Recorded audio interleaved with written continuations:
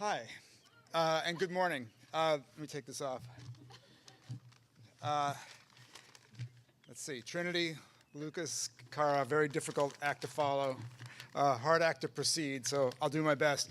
I'm not gonna take too much time. I had two speeches to give. One was kind of like bullet point, kind of hard-ass advice, but I'm not gonna give that speech. But there was one part of that speech I wanted to do. Say, according to Akira Kumamoto, the reason that Kara and I were selected, that they wanted an abundance of Italians speaking. So that's an accurate. Is that an accurate quote? Okay, that's an accurate quote. So I'm going to go on to my main talk, which is an absolutely true story. I'm just going to tell you a true story. Every word I'm about to tell you is absolutely true. If this were NPR, there'd be this little discursive conversation about what is true. If it was Radiolab, a show I really hate, it would sound like it was this breathless conversation of two brilliant guys who are explaining something really complicated. But then you find out later that they edited it for like weeks, and the interruptions and the uh-huhs. So this is not like that. This is an actually true story. Do you trust me to tell you a true story? Okay, and that's the most serious part of this conversation, because trust is really the key to successful reporting. So we'll see how you feel at the end. But the day after the inauguration, I went to a demonstration for the first time in about 40 years. I went because my wife and daughter wanted me to go, and because I wanted to go. It was the Women's March that happened, I guess, on the 21st of January. And Oakland was, like a lot of cities, full of people, and I was out on the streets for the first time since I had been in college. The last demonstration I went to was in 1967, which was a pretty famous one. It was the mobilization to end the war in Vietnam, the March on the Pentagon. It was the one that Norman Mailer wrote a book called Armies of the Night, and that was kind of the end of my life as an angry young person, and the kind of the beginning of my life as a regular person, which I much prefer being. My memories of that demonstration were very much in my mind as I walked through the streets of Oakland, because I don't know how it was in your town if you were there, but this was a real chill demonstration. I mean, the cops were holding babies.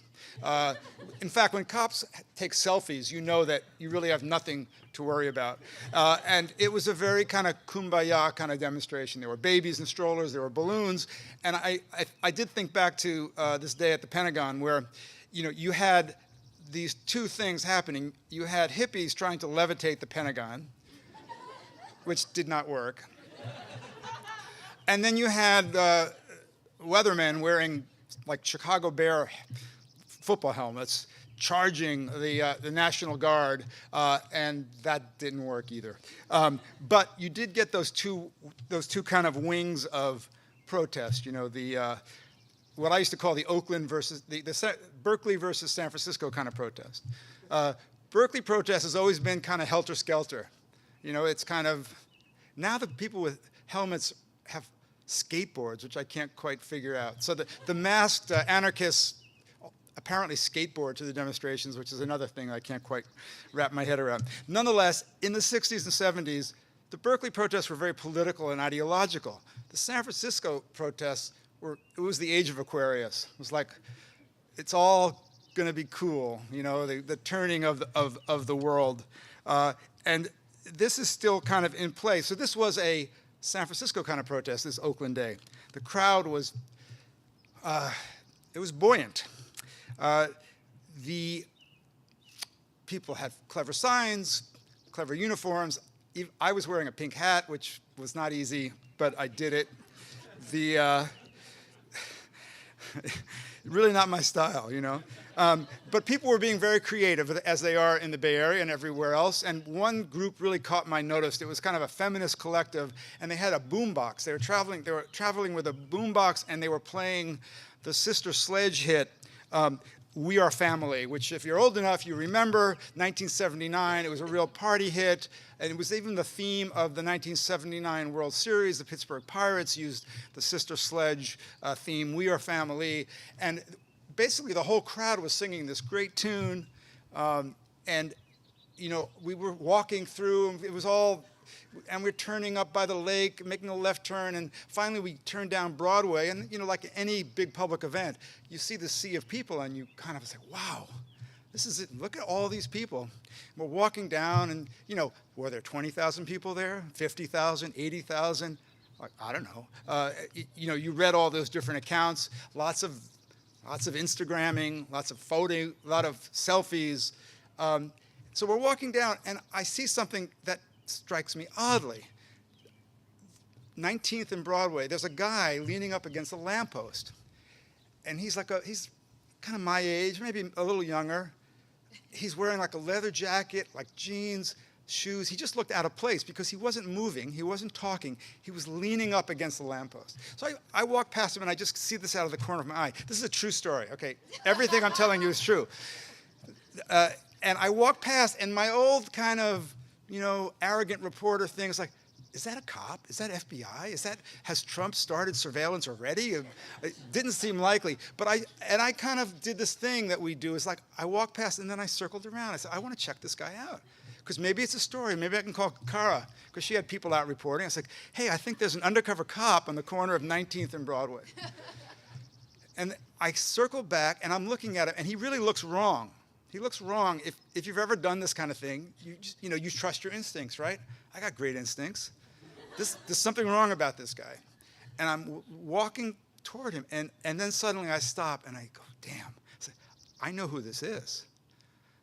I recognize this person. This is not an undercover cop. This is Tom Peel.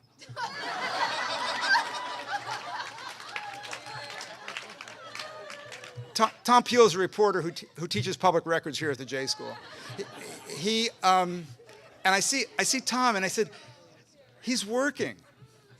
And I walk up, and I said, Tom, what's up? And he said, oh, hey, Bob. And he's just leaning there. I said, what are you doing? And he says, I'm seeing how long it takes the crowd to pass the spot. And he was working. He was doing the work. And he figured, what can I do? It's like, who knows how many people are here? I'm just going to try to find out a fact about today. And I'm going to do it myself. And I'm going to use my head and my eyes. And what it means is I have to lean up here for like 4 hours. And I was just incredibly struck by like how calmly and how reasonably he was doing the work. And I know that sounds really simple, but I think that's the way forward, is to think about the work. So I just want to say, do the work, which has everything to do with you and your own curiosity and your own trust in how to find something out. Love the work. The work will love you back. The people may not. The audience may not. But I do think this is the secret to how we do this very inconvenient job that we've all chosen. And I'd like to do something which is, it's kind of weird, but I just want to deputize the men just for like 20 seconds to be women so that I can recite the Sister Sledge song. I would sing it, but I'm not going to do that. I am going to sing it. We are family. All my sisters with me. We are family. Get up, buddy, and sing. We screwed it up, but that's it. Because of a very unusual coincidence, we are family on this graduation day.